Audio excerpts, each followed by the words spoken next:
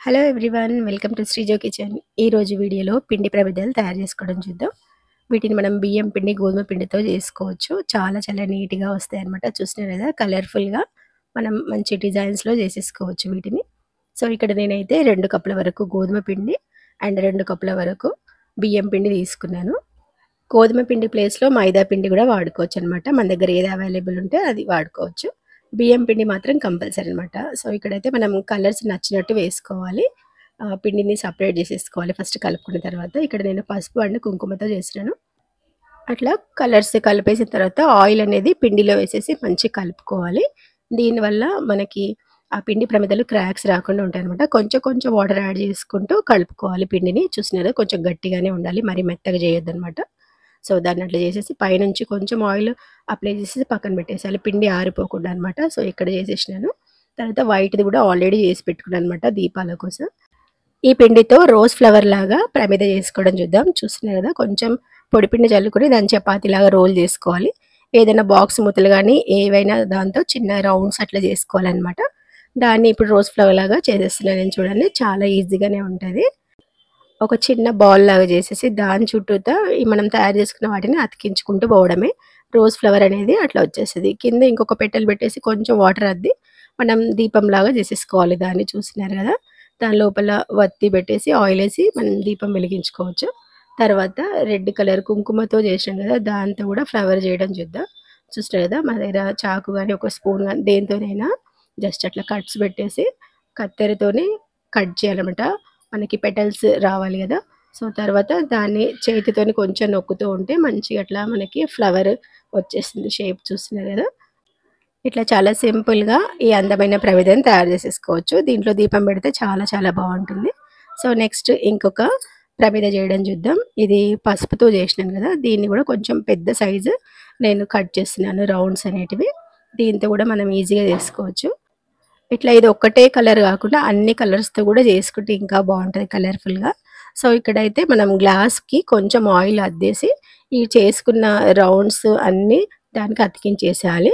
అతికించి పైనుంచి ఇంకొకటి అతికించేసి గ్లాస్ని తిప్పేస్తే మంచిగా నీట్గా వచ్చేస్తుంది. చూసినా కదా, అందమైన ప్రమిద అయితే మనకు వచ్చేసింది. ఇక్కడైతే అన్ని కలర్స్తో నేను 2 కలర్స్తో చేస్తున్నాను. ఇది రోజ్ ఫ్లవర్ లాగా అనమాట. దీన్ని జస్ట్ ఒకదాని తర్వాత ఒకటి పెట్టేసి మనం అట్లా ఫోల్డ్ చేసేసేయాలి. దీంట్లో 2 ఫ్లవర్స్ ఒకటేసారి వస్తాయి అనమాట. సో చూసినది మధ్యలో కట్ చేసి కొంచెం కింద సైడ్ నొక్కేసేయాలి, వేరే ఏదైనా పిండి పెట్టేసి, అప్పుడు నీట్గా ఉంటుంది. సో ఇక్కడైతే నేను అన్ని ప్రమిదలు ఇట్లా చేసి పెట్టుకున్నాను. దీంట్లో మనం దీపారాధన చేస్తే చూడడానికి కూడా చాలా చాలా అందంగా బాగుంటుంది కదా. కార్తీక మాసంలో తప్పకుండా అందరూ పిండితో ప్రమిదలు చేసి దీపాలు వెలిగిస్తుంటారు. ఇట్లా మనం ఇంట్లో ఏ పండగలకైనా సరే చేసి దీపాలు వెలిగిస్తే చూడడానికి కూడా చాలా బాగుంటుంది. నెక్స్ట్ అయితే వెంకటేశ్వర స్వామికి ఎంతో ఇష్టమైన పిండి ప్రమిదలు తయారు చేసుకోవడం చూద్దాం.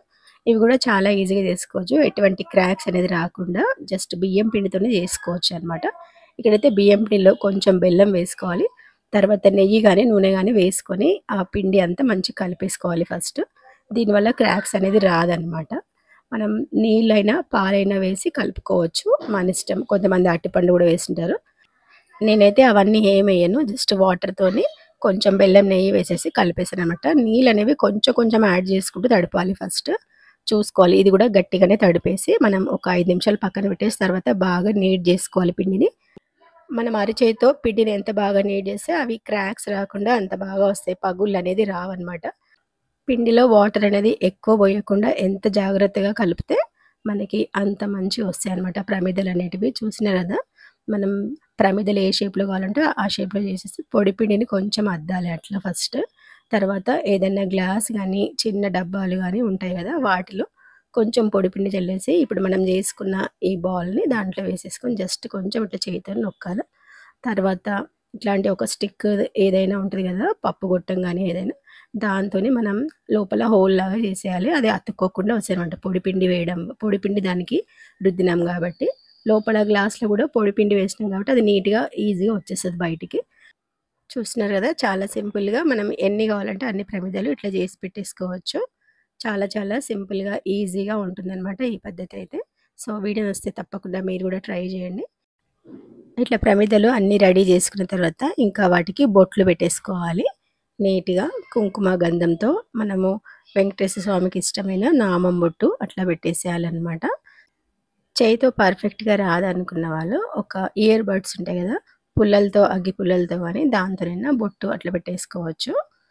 సో, అంతే. ఇంకా ఇట్లా నీట్‌గా మనము ప్రమిదలు తయారు చేసుకొని దేవుడి దగ్గర ఈ ప్రమిదల్లో నూనె పోసి ఒత్తులేసేసి దీపం పెట్టేసుకోవచ్చనమాట.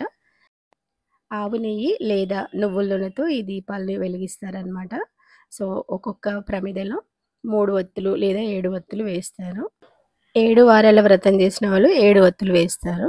అండ్ నార్మల్‌గా పూజ చేసుకున్న వాళ్ళు 3 ఒత్తులు వేసుకొని చేసుకోవచ్చనమాట. సో, ఆ ఒత్తి తొందరగా అంటుకోవడానికి మనం ఇక్కడ హారతి కర్పూరం కొంచెం పొడిగా చేసి దానికి చివర్లో అంటించినామంటే తొందరగా వెలుగుతుందనమాట దీపం అనేది. సో, ఈ వీడియో యూజ్‌ఫుల్ అనిపిస్తే మీరు తప్పకుండా లైక్ చేయండి, షేర్ చేయండి. ఫస్ట్ టైమ్ నా ఛానెల్ చూస్తుంటే సబ్స్క్రైబ్ చేసుకోండి. Thanks for watching. By by.